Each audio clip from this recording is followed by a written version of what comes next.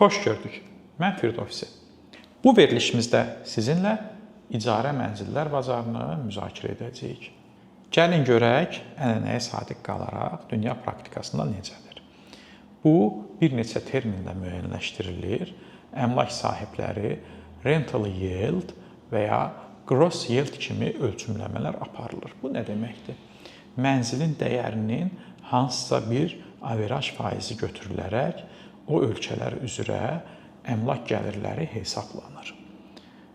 Dünya praktikasına başlayacaq olsaq, rəqəmlərin dili ilə sizinlə birlikdə dəyəri 350 min manat olan bir əmlakın müzakirəsini aparaq.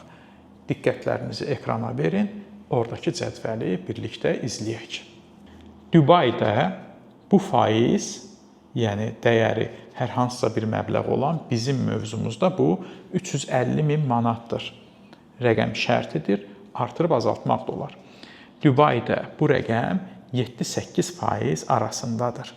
Yəni siz 350 min manat dəyərində bir ev alıb onu icarəyə verirsinizsə 2187 manat icarə gəliri əldə edirsiniz. İtaliyada da bu rəqəm 7-8% təşkil edir.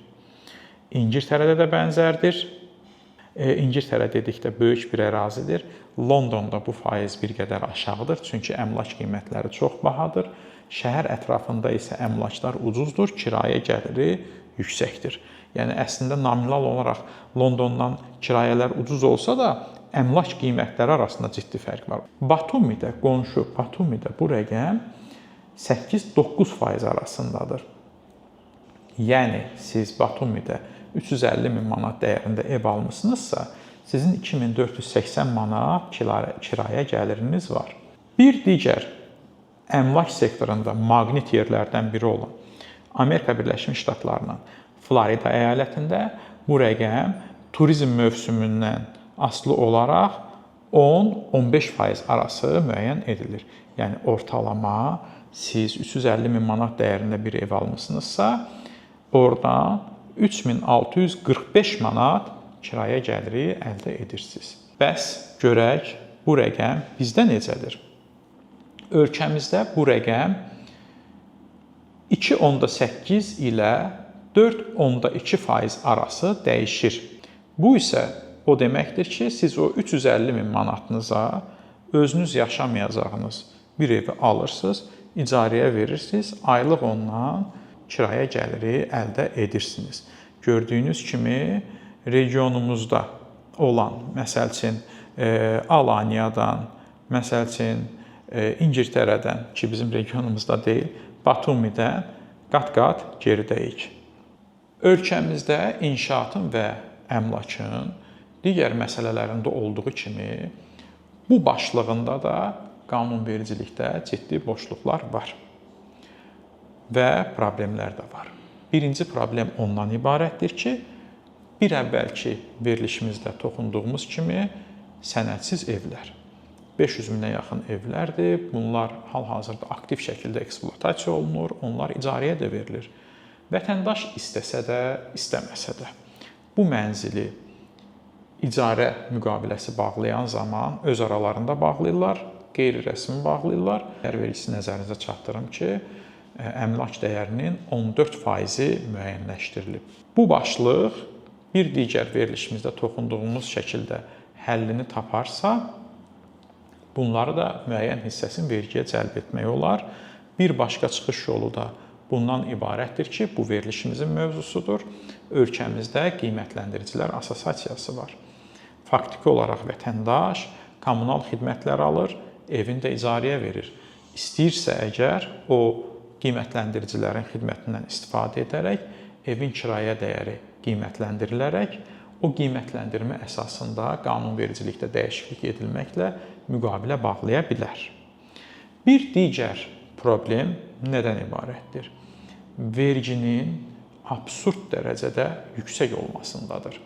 Diqqət elədinizsə, dünya praktikasından olan rəqəmləri mən təsadüfən demədim. Misal üçün, bir çox Avropa ölkəsi vardır ki, Lüksemburq, San Marino, bunlarda vergilər Azərbaycandan qat-qat yüksəkdir. Amma insanlar bizneslərini orada açmağa can atırlar. Niyə görə orada açmağa can atırlar? Çünki orada biznes imkanları çox genişdir. Onlar sizə o qədər yüksək gəlir gətirirlər ki, o qədər yüksək mənfəət gətirirlər ki, öz sektorunuza, xüsusən də konsiyerj, maliyyə sektorlarında bu belədir. Siz sevinə-sevinə mənfəətinizin, ümumi dövriyyənizin 35-40%-ni ödəməyə razılaşırsınız. Çünki bu sizə gəlir gətirir. Bunu xalq dilində nümunə olaraq desək, necə deyə bilərik? Fərz edin ki, Fəvvarələr meydanında ön sıralarda ümumi ərazisi 100 kvadrat olan bir restorandır. Bu restoranın icarəsi olsun 10.000 manat. Bir də ara küçələrdə qarşısından çox az adamın keçdiyi yaxın ərazidə bir restoran var.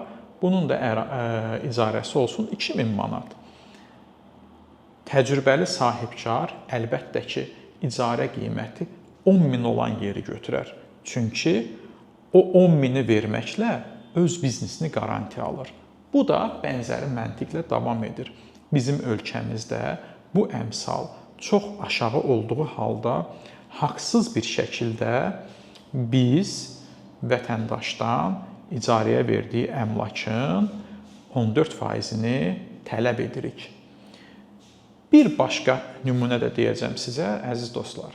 Deməli, dünya tarixinin heç bir yerində görülməyib ki, dövlətlər vergiləri artırmaqla zəngin olsunlar.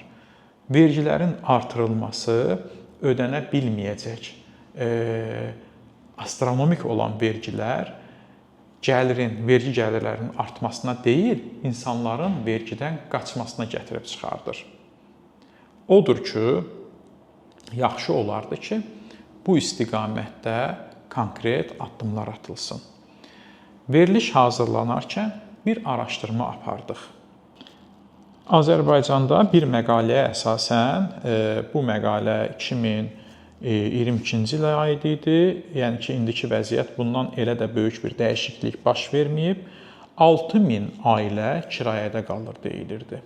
Abşeron ərazisində, Bakı şəhəri ərazisində ortalama kirayə qiymətini 700 manat müəyyənləşdirdik və 700 manat olarsa, dövlətin tələb etdiyi 14% vergini hamı vicdanlı şəkildə ödəyərsə, 6.000 insanın dövlətimizə ödədiyi vergi 7 milyon manat təşkil edir. Digər yanda isə Azərbaycanda təqribi rəqəmlərə görə yenə də statistika burada təəssüf ki, bizə ciddi məlumatlarla təmin eləmir. 200 minə yaxın insanın 200 minə yaxın ailənin kirayə mənzillərdən istifadə etdiyi varsayılır. Biz rəqəmimizi biraz da qorxaqlaşdıraq, bunu endirək 150 minə ki, qarantiya olsun, mənzərəni, portreti tam görək. Və 2 addım atmaqla hələ ki çıxarışı olmayan evləri, amma kommunal xidmətlərinin bağlanan müqavilələrini əsas alaraq qiymətləndiricilər tərəfindən qiymətləndirməklə kirayə müqavilələrini bağlamış olaq və həm çıxarışı olmayan evlərə də deyək ki, bizim kirayə müqaviləsindən olan vergimiz 2%-dir.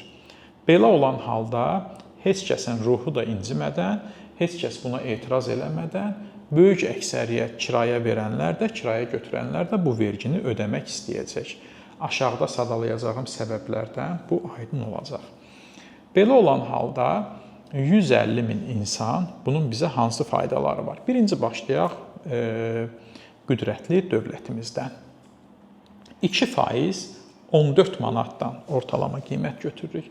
Vergi ödəyərsə, heç kəs bundan imtina etməyəcəyini varsayırıq və beləliklə dövlətimiz əvvəlki qayda ilə 7 milyon topladığı vergi 25 milyon 200 min həddinə yüksələcək. 3.6 dəfə artım deməkdir.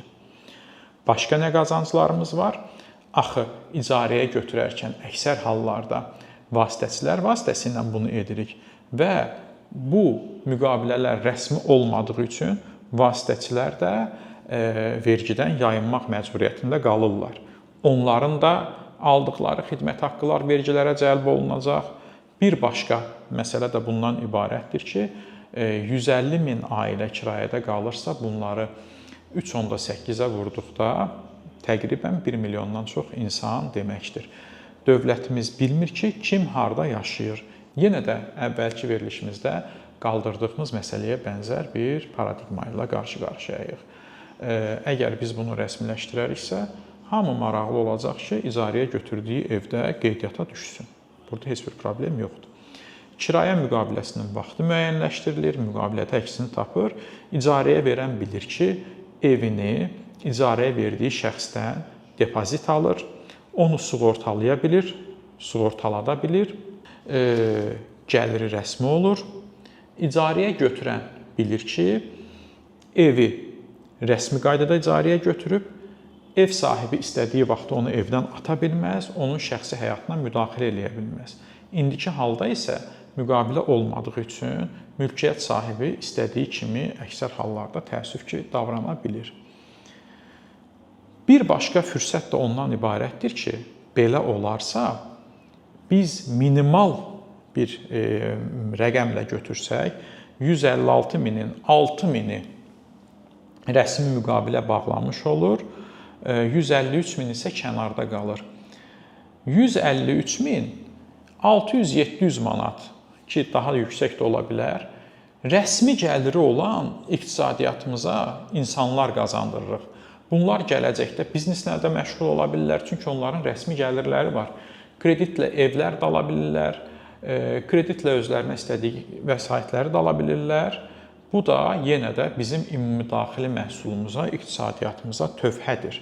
Yəni, iqtisadi proseslərin bir hissəsi kimi öz əksini tapır.